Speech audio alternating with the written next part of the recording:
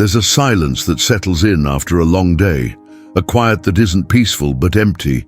It used to be my constant companion. My name is Ilara, and for years my life was a meticulously curated success story on the outside, a thriving career, a beautiful apartment overlooking the city, a calendar filled with events I was supposed to enjoy. But inside, I was profoundly, achingly lonely. I had colleagues, not friends. I had acquaintances, not confidants. The truth was, I had forgotten how to connect, or perhaps I never truly learned. The vulnerability it required felt like a language I couldn't speak, so I filled the silence with work, with noise, with anything but the echo of my own solitude. It was a functional existence, but not a fulfilling one. The idea came to me on a Tuesday, during another solitary dinner. I saw an ad online, discreet and professional, for a company called Elysian Companions. It wasn't a dating service. It was different. They offered curated companionship for events, dinners, and conversations. It was a business transaction designed to fill a void. The thought was both horrifying and intoxicating. Could I really pay for someone's time, for their attention, for the illusion of being cared for? It felt desperate, a new low. Yet the alternative, another year of the same crushing silence, felt even worse. So, with a trembling hand and a heart full of shame, I made the call. I wasn't buying love. I was renting a reprieve from loneliness. His name was Julian. The profile they sent was professional, a literature student, well-read, a good conversationalist. The first time we met, it was as clinical as a business meeting. We sat in a coffee shop and I laid out the terms, twice a week. Dinners, gallery openings, a +1 for a corporate gala. No physical intimacy beyond a polite arm on my back. He just listened, his gaze steady and calm, and agreed to everything. He was handsome, of course, but it was his quiet confidence that was disarming. There was no judgment in his eyes, only a polite professionalism that, ironically, made me feel more at ease than I had with anyone in years. This was safe, I told myself. This was controlled. There were rules. Our first few dates were exactly that, performances. We played our parts perfectly. He would ask about my day, and I would give him the polished corporate answer. He would share an anecdote from his studies, and I would offer a polite, detached laugh. We talked about art, politics, and books, everything and nothing. It was a perfect simulation of a relationship, a carefully constructed facade that protected me from the messiness of real emotion.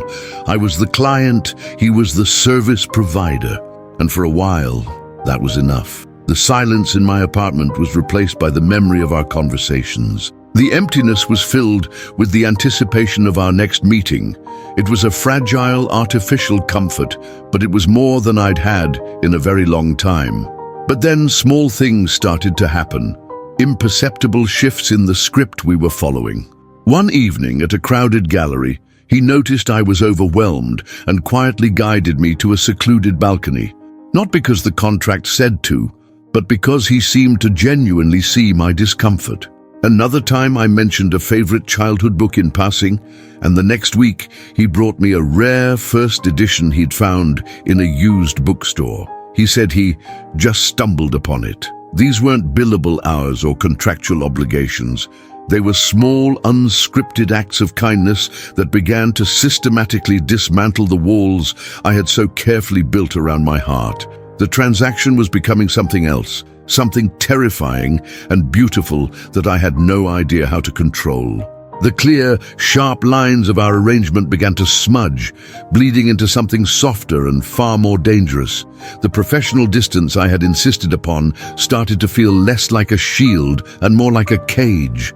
Julian stopped feeling like a service and started feeling like a person. He had a way of listening that made you feel like you were the only person in the world. He'd remember a tiny detail I'd mentioned weeks ago and bring it up, weaving it into our conversation. He wasn't just hearing my words, he was collecting them, holding them, making me feel seen in a way that was both exhilarating and deeply unsettling. Our conversations drifted away from safe, impersonal topics and into the uncharted territory of our pasts, our fears, our quiet, unspoken dreams. He started sharing parts of himself too. He spoke of his strained relationship with his father, his dream of one day writing a novel, the way he felt like an outsider in his own family. These weren't the polished anecdotes of a paid companion. They were raw, vulnerable confessions. I found myself offering comfort, sharing my own insecurities, my own feelings of being an imposter in my own life. We were no longer just playing the roles of a successful woman and her charming date. We were becoming two lonely people, finding a genuine connection in the most artificial of circumstances. I knew, on some level, that this was his job, to create this very sense of intimacy. But my heart refused to believe it was all an act. The turning point came during a charity gala. I was nervous, surrounded by corporate sharks and their dazzling spouses. I felt small and out of place. As I stood frozen by the entrance, Julian leaned in close, his breath warm against my ear. "Just breathe," he whispered. "You're the most brilliant person in this room, and if they can't see that, it's their loss." I see it. And in that moment, under the glare of the chandeliers, something inside me broke open. It wasn't what he said, but how he said it, with a conviction that felt too real to be faked. Later that night, as we walked home, a sudden downpour forced us under the awning of a closed bookshop. We were laughing, soaked to the bone, and the city lights blurred around us. He looked at me, and the carefully constructed wall between us crumbled into dust. That night, for the first time, I invited him into my apartment after our session was over. The clock had struck 10, the time our transaction was meant to end, but neither of us moved. We sat on my sofa, not talking, just listening to the rain and the quiet hum of the city. The air was thick with unspoken words. The line between Ilara the client and Ilara the woman was gone. The line between Julian the companion and Julian the man I was falling for had vanished. I was terrified. Every rational part of my brain was screaming at me that this was a fantasy I was paying for, a beautiful, expensive lie. But my heart, starved for so long, was finally feasting on the possibility that this was real. This is the kind of emotional tightrope that so many of us walk, balancing hope against reality. If you've ever felt that pull, that conflict between your head and your heart, let me know by liking this video and subscribing for more stories that explore the complexities of human connection. The truth is, I chose to ignore the warning signs. I chose to believe in the feeling, in the look in his eyes under the bookshop awning. I paid his invoice the next day, and the word services on the digital receipt felt like a cruel joke. I was no longer just paying for his time. I was investing my entire heart into a man whose affection had a price tag, and I was desperately hoping it had become priceless. The weeks that followed were a blur of intoxicating happiness. The pretense was gone, or so I believed. Our dates no longer felt like appointments. They felt like the highlights of my existence. We explored hidden corners of the city, spent entire Sundays in bed talking until the sun went down, and cooked elaborate meals in my kitchen, laughing as we made a mess. He started leaving a toothbrush in my bathroom, a book on my nightstand. His life began to weave itself into the fabric of mine, and the silence in my apartment was replaced by his laughter, his music, his presence. I had never felt so alive, so completely and utterly cherished.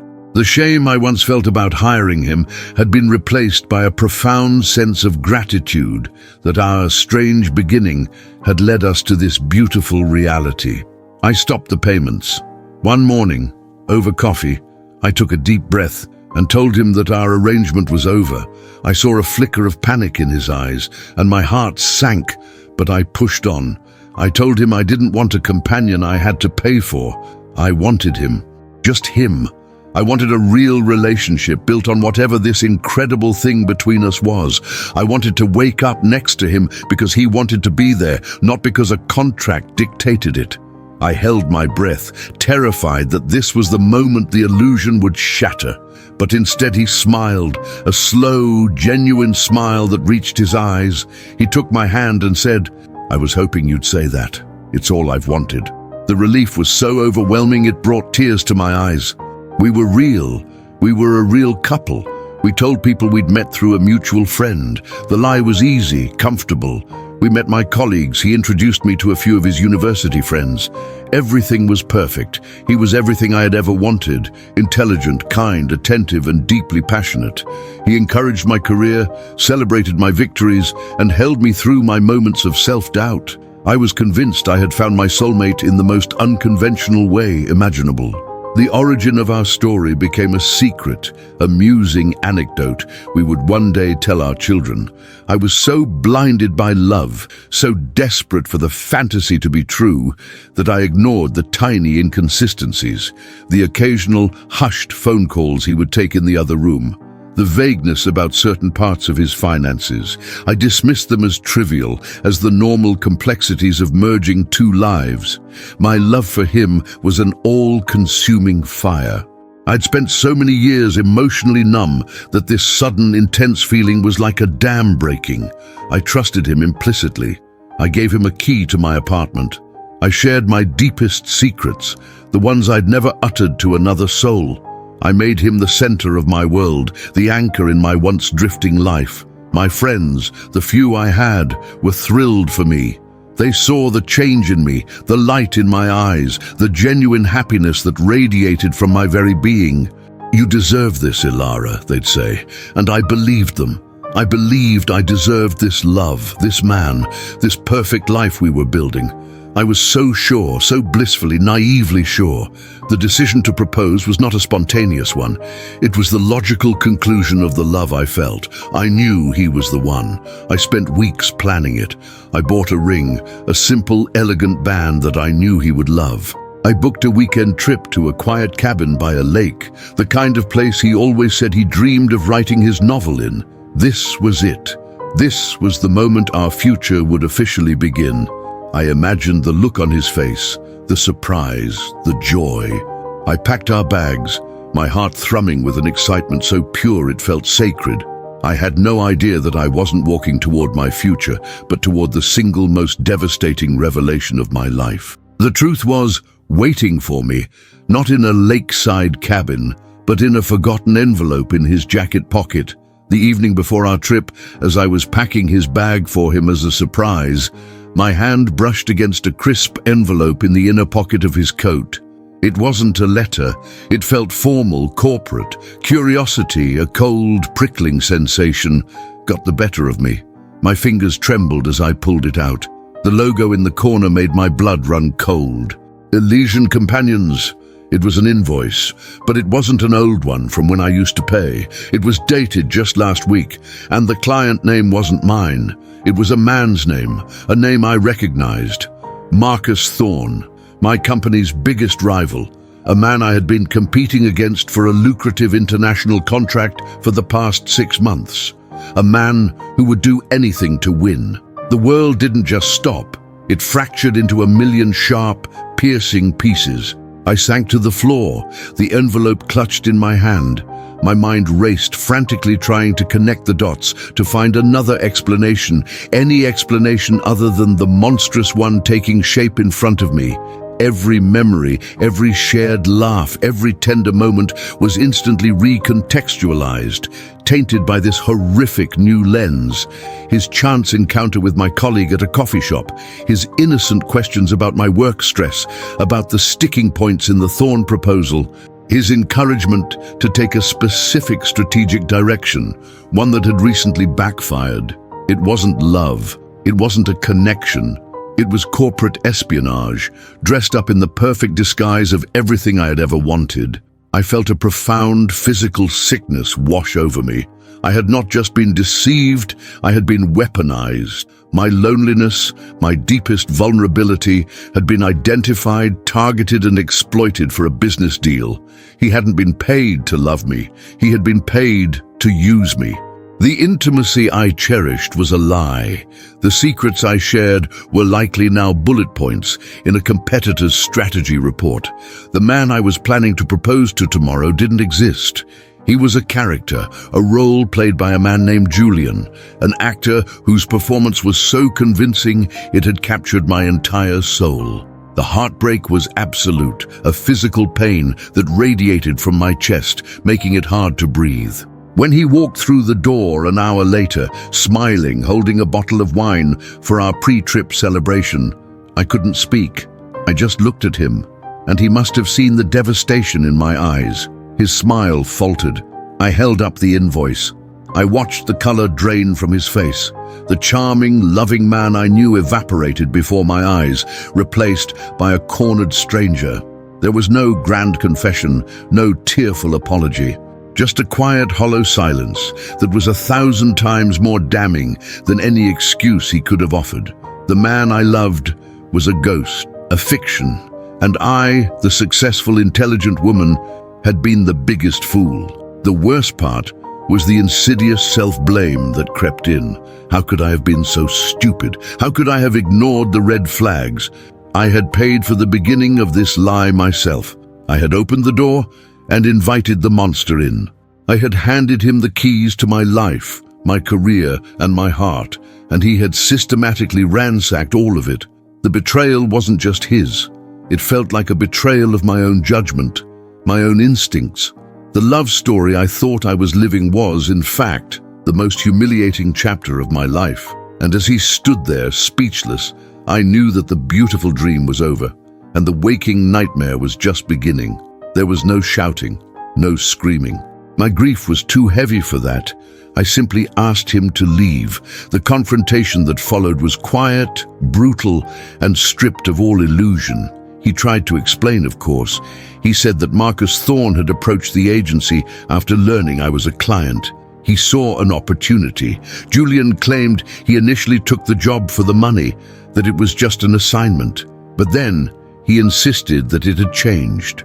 He swore that the feelings he developed for me were real, that he had fallen in love with me somewhere along the way and had been trying to find a way out of the deal with Thorne, trapped by his own lies.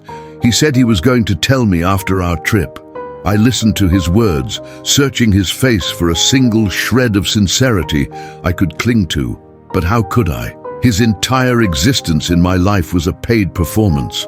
Even if he did feel something, what was it worth? His love, if it even existed, was born from a bedrock of deceit. It was a flower that had grown in poisoned soil. I told him that. I told him that even if he believed he loved me, I would never know which parts were real and which were part of the script. Every "I love you" would forever be tainted by the question, was that you or the man Thorne paid you to be? Love cannot exist without trust, and he had atomized mine. There was nothing left to salvage. The aftermath was a long, cold winter for my soul. I lost the contract, of course. Thorne used the information Julian had gathered to undercut my proposal at every turn. Losing the deal was a blow, but it was nothing compared to the personal devastation. I had to face my colleagues, my board, and the quiet, pitying looks from everyone who knew. But a strange thing happened in the midst of that humiliation. A quiet strength began to kindle in the ashes of my heartbreak. I had survived the worst betrayal imaginable. I had faced the truth of my own naivety and the cruelty of another, and I was still standing. The loneliness I had once feared so much seemed trivial compared to the agony of false companionship. I never saw Julian again. I don't know if he felt remorse or if he simply moved on to his next client. But his story was no longer my concern. My story was about my own recovery. It was a slow, painful process. It involved therapy. It involved reconnecting with the few real friends I had neglected. It involved learning to sit in the silence of my apartment again, not as an enemy, but as a space for reflection. I had to learn to trust myself again, to believe that my judgment wasn't permanently broken. I had to forgive myself for wanting to be loved so badly that I was willing to accept a beautiful lie over a hard truth. I learned that my value was not determined by my relationship status or my career success, but by my own resilience. My story isn't a fairy tale. There is no Hollywood ending where he comes back and redeems himself, or where I meet the real man of my dreams a week later. The resolution is quieter, more honest. It's the story of a woman who learned to provide for her own heart what she had once tried to buy from another. Attention, kindness, and unconditional acceptance. I found a way to be my own companion. The scars are there, a permanent reminder of the high price of manufactured love, but they are also a testament to my capacity to heal. The human heart is a resilient thing, and learning to mend your own is the most powerful love story of all. If you've ever had to find that strength within yourself, you know it's a journey worth sharing, just like the stories we explore here every week. I'll see you in the next one.